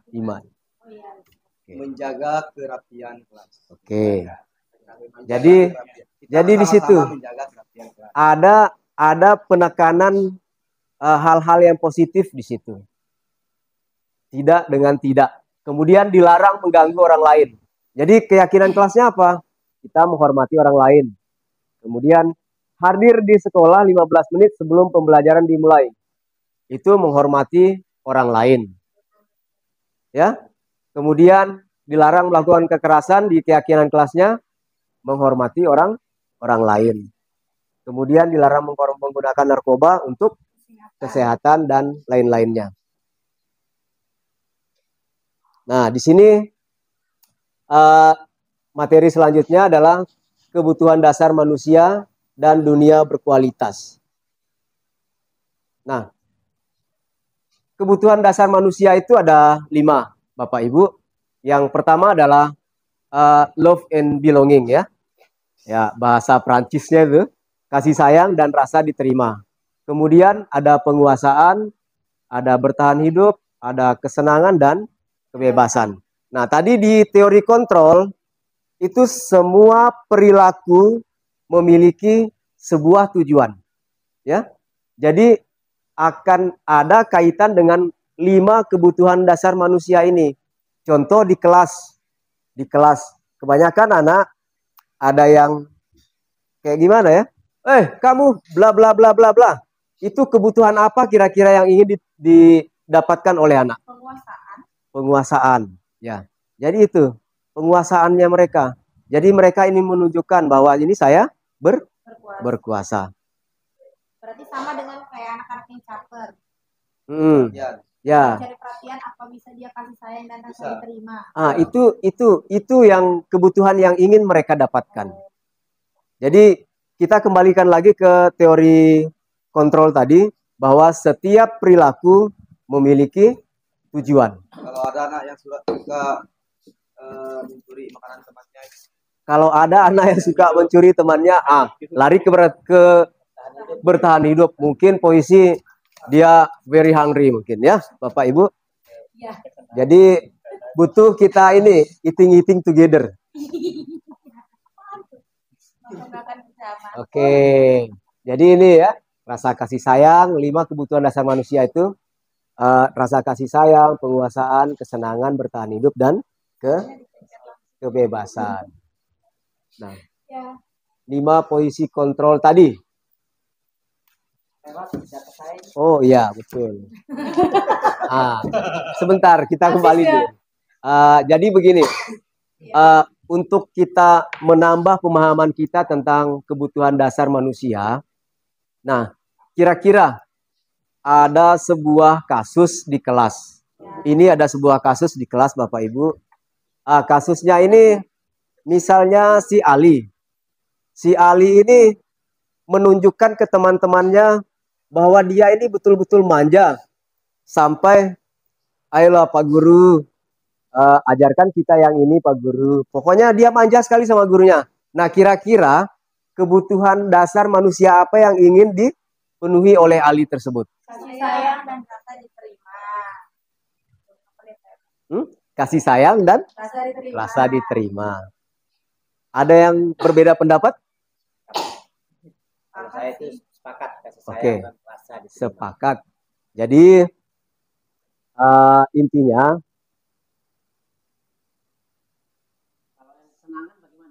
kalau yang kesenangan, oke, bagus. Dasar kesenangan. Nah, kebanyakan di otomotif kita ini kesenangan. Ketika pada saat pergantian jam, kita kan guru-guru dari ruang guru kan lama nyampe kelas kan. Mereka untuk apa? Memenuhi kebutuhan dasarnya mereka dalam hal kesenangan. Ya kadang main takraw di dalam kelas. Itu untuk memenuhi kebutuhan. Bisa jadi kebebasan juga. Masuk kebebasan juga. Masuk. Makanya ada saling keterkaitan semua, ya, keterkaitan semuanya. Jadi yang bagaimana? Pulang sebelum jamnya pagar itu masuk kemana itu? Kalau yang pulang sebelum jam, ini yang bolos begitu ya? Bolos, Pak. Jadi perilaku bolosnya itu memiliki tujuan. Banyak hal itu, Pak. Tujuannya dia bolos. Tapi tujuan pertamanya mereka cari masalah. Tapi intinya mungkin mereka lapar, Pak. Jadi untuk memenuhi kebutuhan dasar bertahan hidupnya saya lapar. Karena nggak ada mungkin uangnya untuk beli makanan di dalam sekolah, akhirnya loncat pagar. Bisa juga kesenangan. Bisa juga penguasaan. Mereka mau menunjukkan ke teman-temannya bahwa saya bisa bolos. Begitu. Saya bebas. Ya. Saya berkuasa. Jadi hal-hal yang seperti itu tergantung bagaimana kita menginterpretasikan semuanya. Oke, baik Bapak Ibu guru hebat. Demikian yang saya sampaikan tentang 2 poin tadi. Wabillahi taufiq wal hidayah. Wassalamualaikum warahmatullahi wabarakatuh. Baik, terima kasih banyak kepada Bapak CGP Angkatan 11 yang sudah memberikan materi terbaiknya untuk kami yang orang awam di sini. Untuk acara selanjutnya yaitu tanya jawab Bapak Ibu. Bila ada yang perlu ditanyakan, silakan memberikan pertanyaan dan akan dijawab oleh ketiga pemateri di depan. Silakan. Oke, silakan Pak Ihsan. Terima kasih atas waktu yang diberikan. Pertanyaan dari saya, ini budaya positif ini adalah suatu kebiasaan yang baik tentunya kan. Yang saya alami, yang pernah saya alami gitu. Kadang-kadang budaya positif ini ringan. Ya, misalkan contohnya di jurusan kami kan ada apel pagi. Pekerjaan yang dilakukan Selasa, Rabu, Kamis. Untuk berbaris saja itu padahal mereka tahu gitu. Siap gerak, setengah lengan, lenjang kanan itu sudah mereka tahu. Tapi siswa itu kadang-kadang berat dia melakukan. Ini mungkin triknya bagaimana gitu dari tim dari CGP. Mungkin ada masukan buat kami. Mungkin itu aja. Ya, mungkin ini yang cocok itu Pak Parit yang menjawabnya sesuai dengan. Lanjut pertanyaan kedua. Kita lanjut dulu Pak ya, biar sekalian. Pertanyaan berikutnya dari saya sendiri nih. Silakan Pak. Saya mau menanyakan masalah segitiga institusi. Seperti yang kita lihat di sekolah kita ini, SMK 1 Taliwang.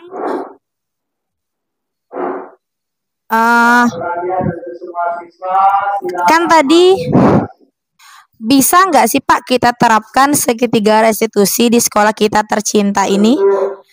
Oke, sekali lagi. Tadi kan ada model segitiga restitusi Pak ya.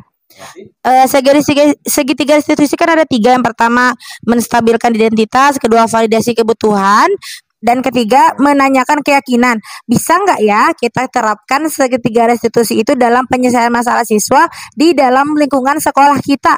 Karena selama ini jujur saya melihat dari anak-anak juga mungkin agak susah ya Pak ya kita menerapkan segitiga restitusi di sekolah kita, karena dilihat dari kelakuan anak-anak juga agak susah diatur. Jadi bagaimana solusinya, bisa nggak? Kalau bisa, apa yang harus kita awali dengan tindakan apa seperti itu. Terus yang kedua, tadi kan dijelaskan masalah penghargaan nih, penghargaan menurunkan kualitas.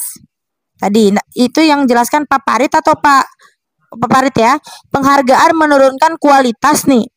Nah, bukannya memberikan peringkat dengan memberikan hadiah kepada anak-anak juga penghargaan ya? Apa solusinya kalau misalnya ternyata penghargaan itu menurunkan kualitas? Apa yang harus kita lakukan nih? Apakah kita mengganti penghargaan itu dengan apa? Karena selama ini kita sistemnya kan misalnya juara peringkat 1, 2, 3 di kelas itu kita berikan penghargaan dengan memberikan contohnya misalnya buku dan lain-lain seperti itu. Terima kasih. Baik, ada 2 pertanyaan ya, Bapak Ibu. 3 ya, 2 dari Ibu Anda, 1 dari Bapak Hipsan ya. Bapak Hipsan tadi bertanya di bengkel atau di jurusan otomotif itu setiap hari Selasa, Rabu, Kamis itu ada kegiatan apel bersama. Ya. Ya. Yang paling sering terjadi di sana itu adalah siswa yang terlambat ya, begitu ya. Sering terlambat. Nah, pertanyaannya apa tadi, Pak Hipsan? Ada membuang sampah di tempat sampah kan bisa mereka lakukan, tapi siswa kadang-kadang baik buang ke jendela, atau contohnya berbaris harusnya mereka bisa istirahat dengan terlihat rapi barisannya.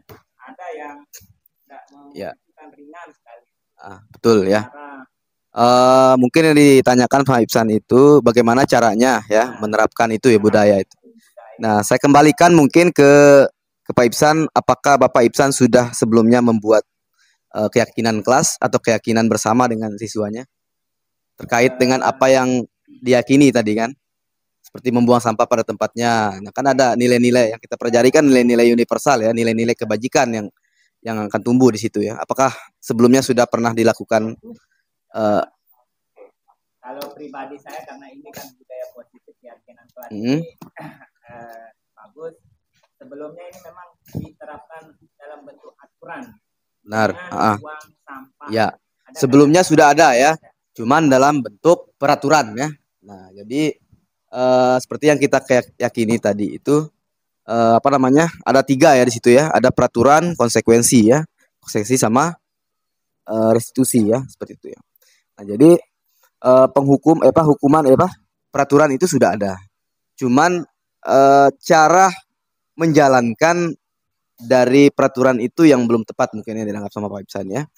Ya, mungkin yang pertama kalau menurut saya di sini ya, kita terapkan restitusi, Pak. Kita terapkan restitusi, karena restitusi kan ada poin tadi yang poin-poin terakhir itu kita menanyakan keyakinan. Otomatis hal yang pertama yang kita lakukan itu kita kesepakati dulu keyakinan dengan anak-anak itu. Nah, untuk apa tujuannya ya? Untuk menanamkan nilai-nilai kebajikan itu tentunya. Nah, kemudian kalau sudah kita sepakati dengan anak-anak, mereka tanda tangan bersama dengan murid-murid yang lain di situ. Ketika mereka melakukan pelanggaran, misalnya pelanggaran, Ya kita coba. Kenapa tidak kita coba restitusi itu? Proses-proses restitusi yang tadi yang pertama menstabilkan identitas, kemudian validasi kesalahan, sama sampai ke menanyakan keyakinan. Kan belum pernah kita coba itu Pak Ibsan ya. Nah, cuman yang saya dapat di sini ketika masalah itu berat, artinya ada kesalahan yang dibuat oleh anak itu tergolong berat, bisa kita turunkan. Tadinya posisi kita sebagai manajer itu bisa kita turunkan. Tidak harus posisinya di manajer, bisa juga sebagai pemantau, bisa sebagai teman, bisa. Cuman jangan lama-lama di situ, jangan lama-lama. Nah, nanti kita balik lagi ke posisi manajer. Nah, seperti itu. Mungkin pertanyaan dari Pak Ibsan bisa membantu atau gimana? Sedikit Oke, tambahannya. menjawab pertanyaan Pak Ibsan tadi tentang budaya positif ya. Bagaimana sih intinya pertanyaannya Pak Ibsan ini triknya agar anak ini dapat mudah diatur ketika kegiatan apel pagi. Nah, ya. Jadi budaya positif ini Bapak Ibu bisa terlaksana ketika kita secara keseluruhan yang ada di dalam sekolah ini melakukan sebuah kolaborasi. Ya, kita kolaborasi untuk menciptakan budaya positif itu. Nah, budaya positif yang sudah kita ciptakan yang pertama yaitu adanya apel pagi. Walaupun anak-anaknya yang terkadang sulit untuk diatur barisnya yang lurus, yang bengkok. Cuma yang perlu kita pahami, kita selaku guru juga harus merangkul anak-anak didik kita. Dan itu yang kita sudah lakukan di jurusan kita di otomotif. Kita rangkul mereka. Contoh kita pegang per kelas masing-masing, kemudian kita ajak berdiskusi, dan intinya dengan pembelajaran di di budaya positif yang ada di guru penggerak ini, kita punya wawasan semakin terbuka bahwa oh ternyata begini caranya kita menangani siswa untuk menciptakan sebuah budaya yang positif di dalam sekolah. Saya rasa itu tambahan dari saya. Mungkin Pak Agus ada tambahan? Cukup. Untuk pertanyaan yang kedua dari Miss Wanda, bisa tidak segitiga restitusi itu kita terapkan di sekolah? Ya, bisa tidak? Kenapa tidak? Kenapa tidak? Ya, hanya kuncinya satu. Yang poin pertama bagi saya adalah tetap kita kerjakan itu secara bersama-sama. Jangan sampai nanti guru A penanganannya beda, guru B penanganannya beda, tetapi tetap bisa kita laksanakan semua terkait tentang segitiga restitusi. Dan ini sudah dilaksanakan tadi kita perhatikan setelah kegiatan apel pagi, upacara bendera, ada siswa bermasalah, kita tangani di jurusan dengan cara kita menggunakan teori segitiga restitusi. Saya pernah Pak melaksanakan segitiga restitusi nih ya Pak ya. Saya pernah nih sekali melaksanakan segitiga restitusi sama salah satu anak, kebetulan anak didik saya kan oleh kelas 11 TJAT. Kebetulan saya melaksanakan kegiatan segitiga restitusi itu Pak. Saya kira setelah saya melaksanakan segitiga restitusi itu dia tidak akan mengulanginya lagi. Tapi ternyata sama saja. Berarti kayak dari tanggapan saya sendiri, jadi sebelum melaksanakan segitiga restitusi itu, kayaknya kita harus memunculkan motivasi apa sih dari dalam intrinsik untuk bagaimana sih dia bisa mematuhi aturan-aturan yang ada di sekolah ini agar dia tidak berbuat kesalahan seperti itu sih Pak. Oke, baik. Terima kasih Miss Wanda. Jadi Miss Wanda sendiri telah melaksanakan segitiga restitusi, tetapi gagal. Berapa kali dilakukan? Waktu itu 2 kali. 2 kali. Nah, sebenarnya hal-hal yang demikian jangan sampai putus. Terus-menerus kita lakukan. Karena dengan secara terus-menerus manusia ini punya hati, Bu. punya hati. Ketika kita lakukan terus-menerus pendekatan dengan, karena apa? Kita anak-anak ini merasa mereka dihargai dengan cara kita melaksanakan segitiga restitusi ini. Oh, saya dihargai. Pasti akan ada rasa bukan bersalah. Saya harus bisa memperbaiki. Agar apa? Karena ya bahasanya kebanyakan kan, apa yang mereka lakukan hari ini adalah untuk masa depannya mereka. Nah, jadi itu. Ada tambahan mungkin dari teman-teman CGP yang lain? Iya, terima kasih dua ini. Ya, saya menambahkan sedikit ya, Miss ya. Kalau kita melakukan sekali tentunya tidak cukup. Artinya tidak serta-merta akan berhasil begitu kan.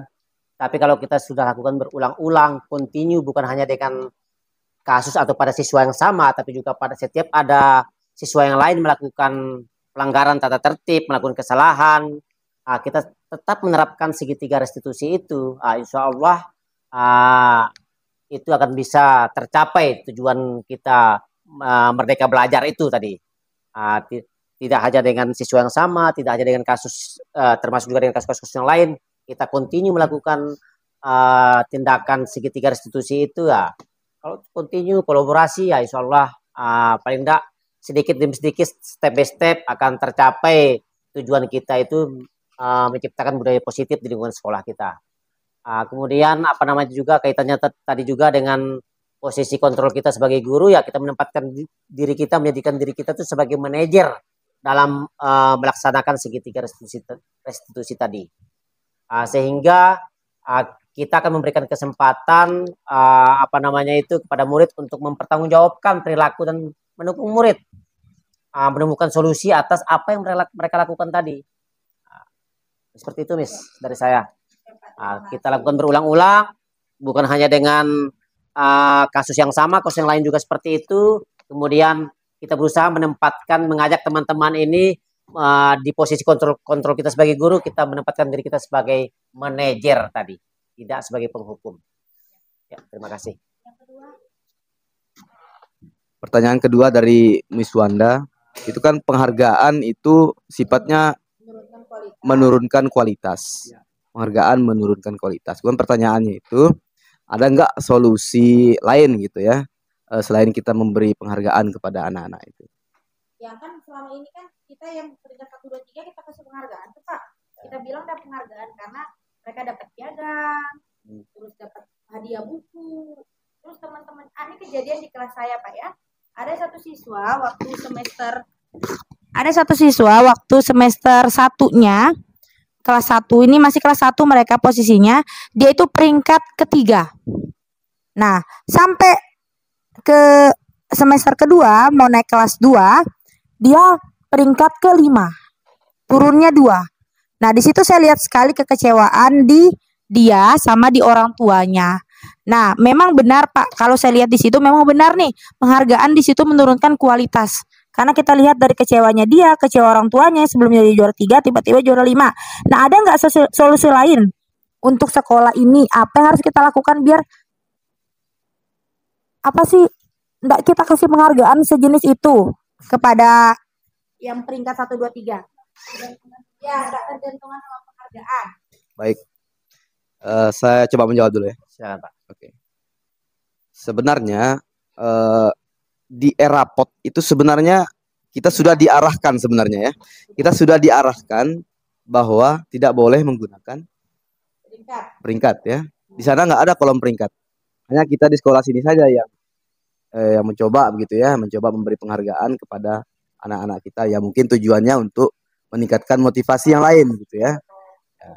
Padahal yang kita lakukan justru malah menghukum anak-anak itu. Contohnya tadi yang terjadi di kelasnya Bu Wanda itu, ada siswa yang merasa kecewa, orang tuanya juga kecewa karena peringkatnya menurun.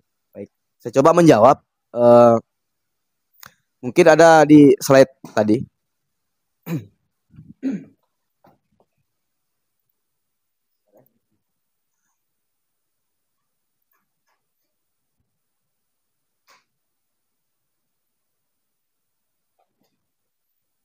Pak Kajur, masih ada jam kelas? Ada tugas kan? Udah, Jus. Mana? Ini. Ini ya. Di sini ada solusinya Bu Anda. Yang pertama itu mana itu?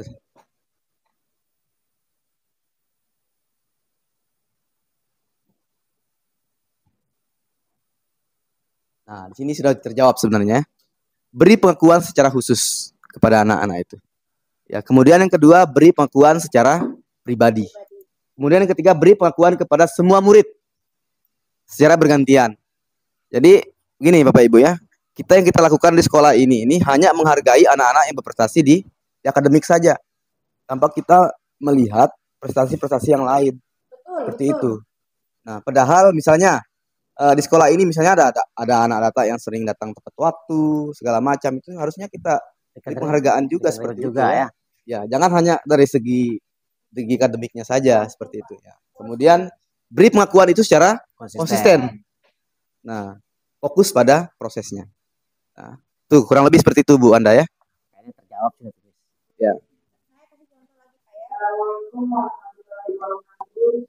Panggilan kepada siswa atas nama Abdul Haris kelas 11 PP, Agus Pratama kelas 11 TSN, Alan Saputra 11 Pemanasan, Audrey Yasir Fahaz kelas 11 Pemanasan, Alika Putra Darmawan kelas 11 TNI, dan Ana Sapitri kelas 11 TJAT 2. Silakan ke ruang PU.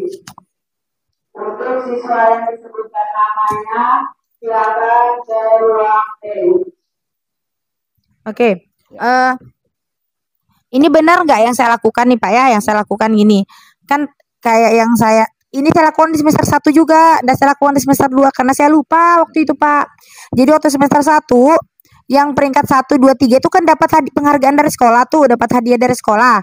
Nah, saya mikir nih, kasihan dong teman-teman yang lain cuma ngelihat temennya dapat penghargaan walaupun mereka itu cuma dapat peringkat 4 dan seterusnya. Itu setidaknya kita kasih penghargaan tuh. Kenapa? Karena mereka juga sudah berusaha nih selama 6 bulan ini. Saya mikirnya gitu. Akhirnya saya kasih mereka itu, kalau nggak salah waktu itu coklatos Pak. Tapi coklatos itu saya isikan pita, coklatos, dan pulpen. Itu benar nggak yang saya lakukan seperti itu?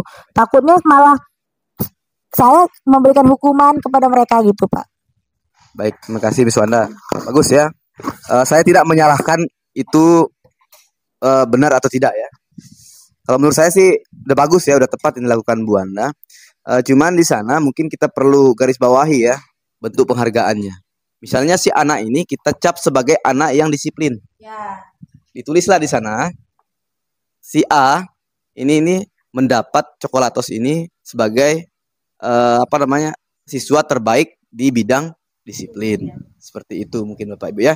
Nah, kemudian selanjutnya mungkin ada anak yang lain, dia kelihatannya rapi, senang menjaga kebersihan. Itu juga harus diberi penghargaan Bapak Ibu, dihargai ya. Diberi pengakuan maksudnya ya. Diberi pengakuan. Ya, misalnya tadi seperti dikasih coklatos atau bentuknya seperti apa, buku kah atau apa, boleh ya. Seperti itu. Kemudian ada lagi siswa yang yang mandiri misalnya ya. Yang mandiri itu kita juga bisa beri pengakuan ke mereka seperti itu. Secara bergantian ya. Misalnya semester ini, ini kelihatannya bagus nih di kebersihannya atau di kemandiriannya. Nah, nanti saya kasih kamu nih hadiahnya di kemandirian, ini di kebersihan. Seperti itu. Kurang lebih seperti itu dari saya. Mungkin ada tambahan dari Pak Nora, Pak Agus? Terima kasih. Ada pertanyaan yang lain Bapak Ibu? Cukup. Suanda, gimana? Cukup Pak. Cukup ya. Terima kasih ya. Cukup ya. Ya. Sebentar Bu Suanda. Oke. Apa namanya? Mungkin kita ke refleksi sedikit ya, dari apa yang kita sampaikan tadi. Siapa yang bisa di sini? Yang bisa mengambil pelajaran dari apa yang kita sepakati, kita pelajari bersama di sini? Semuanya lah. Sepatah dua patah kata. Ya, boleh Pak Amir, gimana Pak Amir? Boleh menyampaikan? Ibu Jus boleh ya. Terima kasih. Assalamualaikum warahmatullahi wabarakatuh. Waalaikumsalam warahmatullahi wabarakatuh. Banyak mendapat pencerahan hari ini dari teman-teman CGP, Pak Farid, Pak Nora, sama Pak Agus. Yang Pak Farid tadi tentang Motivasi budaya positif, Pak Nora tentang keyakinan kelas, Pak Agus tentang segitiga restitusi, sama posisi kontrol. Dari budaya positif tadi ternyata sangat penting. Sebelum semuanya itu budaya positifnya itu yang harus dulu dikembangkan atau harus ada gitu loh budaya positif itu. Baru yang lain-lain tuh bisa jalan. Kalau budaya positifnya nggak ada, nah susah tuh menggerakkan yang lainnya, susah menggerakkan keyakinan kelasnya, susah melakukan segitiga restitusinya. Kalau budaya positifnya sudah jalan atau sudah ada, maka yang lain akan lebih mudah karena siswa sudah punya unsur intrinsik dari dalam dirinya tadi yang seperti disampaikan Pak Agus Pak Nora tadi ya. Nah, terus yang kedua dari Pak Nora tadi tentang keyakinan kelas. Ternyata selama ini bukan keyakinan kelas yang kita lakukan di kelas gitu, tapi lebih ke peraturan kelas. Walaupun kita buat bersama siswa, guru dengan siswa, tapi melakukannya tetap ada kayak ancaman gitu loh. Harus ini, wajib ini, taat ini ya gitu kan ya, lebih ke peraturan jatuhnya, bukan keyakinan. Kalau keyakinan ternyata tadi yang disampaikan oleh Pak Nora adalah bersama-sama, bahasanya menjadi kami, tidak lagi menjadi harus datang tepat waktu misalnya gitu, tapi menjadi kami harus kami ya melakukannya bersama. Itu tadi Pak Nora tadi yang saya dapatkan. Terus berikutnya dari Pak Agus segitiga restitusi tadi, semoga kita bisa melaksanakannya di kelas dan bukan hanya teman-teman CGP, mudah-mudahan semua guru. Dan kalau menurut saya sih semua guru harus mendapatkan informasi ini gitu, edukasi ini, Miss Wanda, Pak Agus, Pak Nora, Pak Farid gitu loh. Kalau kita semua tahu atau teredukasi dengan ini, mungkin kita semua melakukan di kelas gitu. Kalau selama ini kan lebih ke yang kita lakukan hanya penghukuman dan pemberian imbalan atau hadiah tadi. Kalau segitiga restitusi tadi ternyata harus kita validasi dulu anak ini. Dia melakukan apa, kesalahan atau tidak gitu. Dia tahu enggak kesalahannya gitu. Dan dia tahu enggak aturannya. Kalau sudah dia tahu aturannya dan dia langgar, apa konsekuensinya. Dan bagaimana caranya supaya tidak mengulanginya lagi. Itu segitiga restitusi yang saya dapat dari Pak Agus tadi. Semoga kita bisa melaksanakannya bersama-sama di SMK Negeri 1 Taliwang. Budaya positif, keyakinan kelas, dan segitiga restitusi. Terima kasih. Sekian dari saya. Assalamualaikum warahmatullahi wabarakatuh. Oke, saya rasa sudah komplit sekali ya refleksi yang disampaikan oleh Ibu Jus. Luar biasa ya. Sekarang saya kembalikan ke MC ya. Silakan Bu Wanda. Oke, baik, terima kasih banyak kepada Bapak CGP Angkatan 11 yang sudah menyampaikan materi dengan sangat baik, dan tentunya kami di sini juga menerima itu dengan sangat baik pula. Semoga kedepannya kita bisa menerapkan budaya positif di lingkungan SMK Negeri 1 Taliwang. Baik, demikian pemaparan materi dari Bapak-Bapak CGP Angkatan 11. Terima kasih. Wassalamualaikum warahmatullahi wabarakatuh. Waalaikumsalam.